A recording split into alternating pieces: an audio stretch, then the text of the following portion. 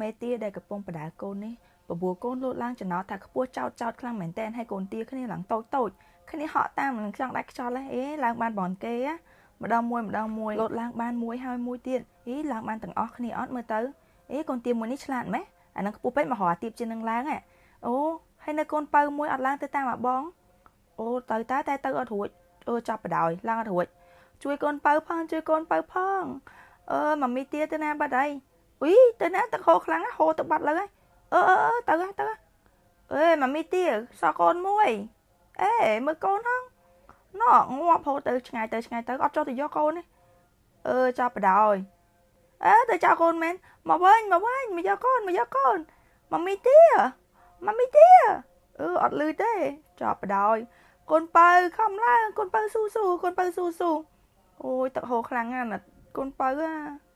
កូនទាបានទៅដល់តាន់គេតាន់ឯងអត់មើលទៅតិចកំព្រានធ្លាក់ព្រៃចូលមាត់ឆ្កែចូលមាត់អីខំស៊ីបាត់ទៅខ្លាំងរបស់គេហាខ្វាយអូយទឹកជ្រោះហូរខ្លាំងណាស់អូយចង់ទៅរត់ចូលទៅជួយកូនទាហោះអឹប1 2 3ឡើងលឿនអត់លោតម្ដងទៀត1 2 3អឹបអូយក៏មិនព្រមលោតអូយកូនបើនេះយ៉ាប់មែនញ៉ែញ៉ោដល់ណាទៀតអូយតាំងទ្រូងជំនួសកូនទាណាលោកអើយអាហ្នឹងខ្ពស់ទៀតអូយទឹកហូរខ្លាំងទៀតទៅអាកន្លែងមិញមិនវាទៀបទៅកន្លែងមិញវិញអូយតែខ្ចង់មកវិញតាំងទ្រូងទៅលូកដៃចាប់យកឡើងលើហ្នឹង